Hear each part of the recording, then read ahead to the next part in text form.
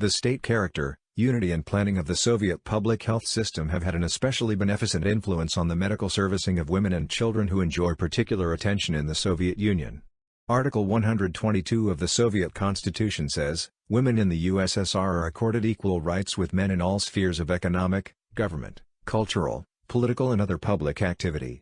The possibility of exercising these rights is ensured by women being accorded an equal right with men to work, payment for work, rest and leisure, social insurance and education, and by state protection of the interests of mother and child, state aid to mothers of large families and unmarried mothers, maternity leave with full pay, and the provision of a wide network of maternity homes, nurseries and kindergartens. Half of the specialists graduating from Soviet universities and institutes and more than half of all the doctors are women. There are more than 1 million women, including 220,000 doctors, employed by the Soviet medical institutions. Many women are in charge of university chairs and medical research centers. Childcare in the USSR is a state function. It is secured by special legislation and a wide network of medical and prophylactic institutions. Women working in factories or offices are granted an extended leave 56 days before, and 56 days after childbirth, with full pay. After the birth of a child they receive a sum of money covering the cost of a layette. Furthermore, they are entitled to time off from work every 3.5 hours to nurse the baby. Health protection in the Soviet Union, page 14 para 8, page 15 5-9. The Soviet Union has always relied heavily on the use of women in the labor force. In recent years, moreover, efforts to facilitate female employment have been intensified and the proportion of women who work has been rising. Wages in the service sector, where women workers predominate, have been raised substantially, part-time jobs for women have been authorized and child-care facilities have been expanded. As a result, during 1957-67 the share of women in the labor force rose from 45 to 50%. In urban areas, moreover, about 90% of women of working age, 16 to 54 years, currently are either employed or attending full-time school. This contrasts with about 50% in the United States. Even though the government advocates population growth and provides free medical service, child care facilities, paid maternity leave and family allowance payments, its policy with respect to abortion is liberal, and a divorce is relatively easy to obtain. Any woman may have an abortion performed at a state clinic for a nominal charge. Soviet concern over falling birth rate, page 8 para 2, page 9 para 3. Venereal diseases are said to have been practically wiped out. Prostitution, though regulated in the early socialist state, has been abolished officially. Socio-economic causes leading to prostitution were removed by the control of girls migrating to cities without proper reason, by giving them suitable employment and, therefore, economic security, by keeping their minds occupied and their bodies tired by constructive work, giving gradually increasing freedom in social life until they had adjusted themselves to their new environment. Organization of the medical profession, administration of public health, and status of medical sciences in the Soviet Union, page 35 para 5-7. In maternity centers, family planning and birth control are taught to both husbands and wives. Contraceptives are not supplied by the state, though their use is not prohibited. A certain small proportion of therapeutic abortions are in hospitals, the reason for such procedure being the health of the mother on account of heart disease or other conditions. A working-class mother received 120 rubles at the birth of each child for the purchase of clothing and may also be given 90 rubles per month for 9 months for incidentals towards baby feeding.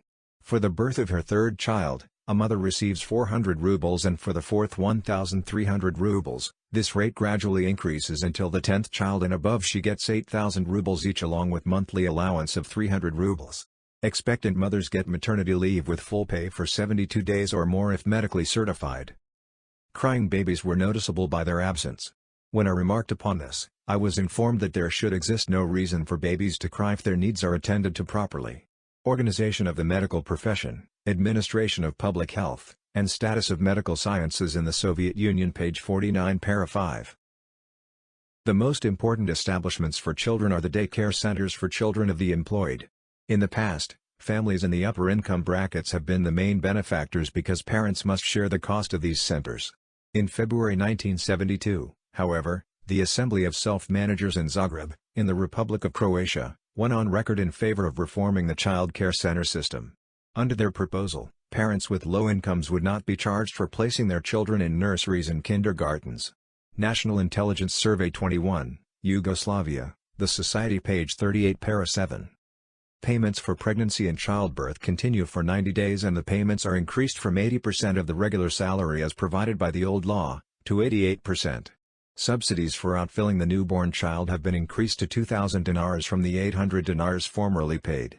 Subsidies for better food for the mother and newborn child are increased to a total of 3,600 dinars for 6 months and the former total of 720 dinars for 12 months.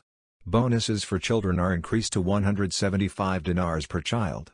In addition, one-time subsidies of 3,000 to 10,000 dinars are paid at the time of birth of the third child and for each child afterwards. New Yugoslav Law on Social Security for Blue and White-Collar Workers page 5-6. The government initiated new policies to facilitate the entry of women into the labor market. The establishment of daycare centers and the official encouragement of women to work outside the home have gradually expanded the female workforce. Approximately 17% of the total workforce was female in 1953 and by 1975 this figure had risen to 28%. More than 40% of the labor union leadership is female. Cuba, Social Inequality page 2 para 5. The communes have characteristics not found in the collectives of Eastern Europe and the Soviet Union. Women will no longer perform their traditional duties, cooking, laundering, sewing and looking after children. This will be done by communal institutions, and the women will be assigned to labor brigades for work in the fields or even in distant factories. Collective life in the family in China's communes page 2 para 4. At the grassroots level, in factories, farms, the neighborhoods and on street party committees, women party members frequently outnumber men and often are the most important political leaders in their area. There are fewer women at the higher echelons of the party apparatus, but in recent years women have been better represented than ever before. Women comprise over 10% of the party Central Committee, which was elected in 1973 and has about 300 members. The role of women in China page 1 para 1, page 2 para 1, page 1 para 3. Women are entitled to the same allotment of land as men.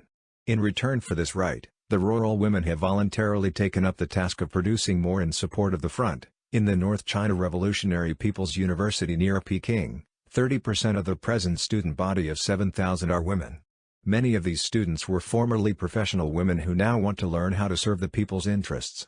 By the end of the first term this year, over 60% of these women students had joined either the Chinese Communist Party or the New Democratic Youth League. The following basic conditions were stipulated for women industrial workers: 1. Equal pay for equal work with men. 2. The minimum wage for an unskilled worker, male or female, must be adequate to maintain 2 persons. Above this, payment is based on skill, responsibility or output depending on the character of work. 3. Rigid restrictions were placed on overtime working, the employment of women in unsuitable trades or night work. The normal hours of labor to be a basic 8 hours rising to 10 in certain trades. 4. Pregnant women must be given leave with full pay for 45 days at the time of confinement and shorter leave with pay if a miscarriage occurs. Every possible effort is being made to improve childcare. A result of this increasing drive for education, mothers in the liberated areas are acquiring the rudiments of hygienic knowledge, childcare, sanitation, sane feeding. Polygamy, concubinage, prostitution, the sale of women, marriages earned by parents without the voluntary agreement of the 2 parties are all now illegal in the liberated areas. Women in New China page 19 para 3, page 23 para 2, page 45 para 3, page 46 para 5, page 54 para 3 to 4, page 56 para 1. Key feministic features of socialism. The government actively encourages women to join the labor force and to receive higher education. Socialist countries introduced equal pay for equal work substantially earlier than capitalist ones. Socialist governments show a much greater appreciation if mothers choose to devote their time to child raising. They offer extensive economic support, with market regulation and subsidies in order to alleviate the financial burden of raising children. For example, childcare is usually cheap. Much less objectification of women, prostitution and pornography are largely eliminated or greatly reduced, mostly by addressing the social, economic, political and cultural causes of these problems rather than blaming and dehumanizing the individual women.